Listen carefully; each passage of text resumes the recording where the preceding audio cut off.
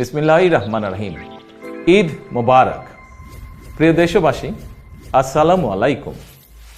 ত্যাগ, তাকওয়া আর সংযমের শিক্ষা দিয়ে বিদায় নিয়েছে পবিত্র মাহে রমাদান।